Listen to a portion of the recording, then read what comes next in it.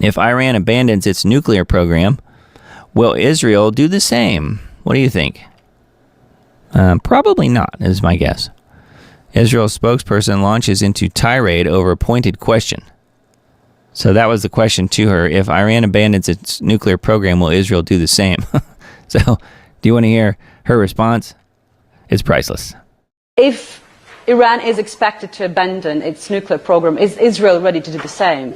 Because assuming Iran disarms, Israel would remain the only country in the region with potential nuclear capabilities. Thank you.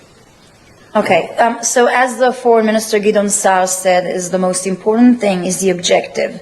Iran cannot have nuclear weapon, and this is what's in front of us. We understand it's not just a threat to Israel, but to the entire world. What about Israel? Israel is not posing a threat to anyone.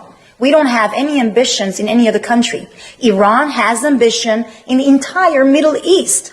They're posing a threat and are controlling and have destroyed Lebanon, controlling Lebanon through Hezbollah, destroying its politics, destroying its social fabric, destroying its economy. They did the same thing in Syria. They do the same thing in Iraq. They do the same thing in Yemen, destroying the population, destroying the country, bringing them on the verge of starvation. And this is what they're attempting to do in Jordan. That's what they're doing in Africa. That's what's happening. Who's arming Al-Shabaab? Who's training Al-Shabaab in Somalia right now? What's happening in Central and South America? Hezbollah is the biggest controller of illegal drug and weapon trafficking routes in Central and South America. Trump's war on the cartel is not just about the illegal drugs and weapon and the threat of those gangs, but it's the Iranian threat. And so Iran is a threat to the entire world, and Israel is at the front line of stopping the worst enemy the world can, and I don't understand that question. With all respect, the question was not about Iran. The question was about Israel's posing a threat on? Israel has never provoked, has never attacked unprovokedly a neighboring country or someone else. This has always been on the defense of our country and our people. We have no ambition. When you hear the Ayatollah saying every single day about their ambitions, what about the Turkish ambitions? What about what's happening in Syria? Do you ask those leadership about it? Of course. Well, Israel is the key for stabilizing the Middle East.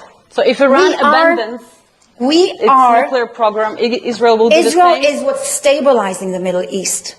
Iran is what's destabilizing, arming, and terrorizing the entire population around.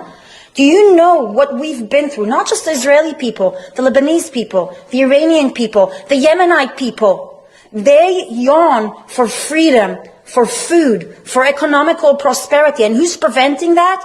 Iran. This is the greatest enemy the world have during these days.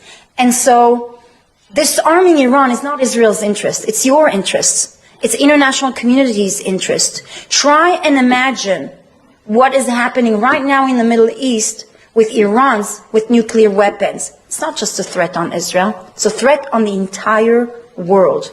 Apparently, she's never heard of the Greater Israel Project. Apparently, she doesn't know what Israel is doing to Gaza as we speak. Apparently, she doesn't also know that Israel just used a tactical nuke on Tartus, Syria. And yet, it's Israel that is the innocent little darling here. And Iran is only 2 weeks away from having a nuke. Really? So we're supposed to believe this lady. I mean, literally every word out of her mouth is a lie. Total lie. Anyways, I just wanted to point that out and mention how ridiculous this whole thing was as far as this Israeli spokeslady. Man, is she deluded. Wow. All right, and then this one too, just as bad. Israelis debate whether newborn babies in Gaza are innocent or should be killed. So they're having that debate on TV. They really are. Israelis are having serious debates, quote unquote, on TV as to whether newborn babies in Gaza are innocent or whether they should be killed. So I won't bother playing the clip, you can imagine. But, you know, one of these arguments is saying that all of Gaza should be wiped out. And do you think that the current Israeli government is sending the Israeli soldiers to kill babies in Gaza? I think that they are certainly doing that, don't you? Anyway, so sad. But that's the back and forth. You obviously have a few people that aren't supporting that. So I think that's good. But, man, we are living in the end times, aren't we? Keep coming back to that.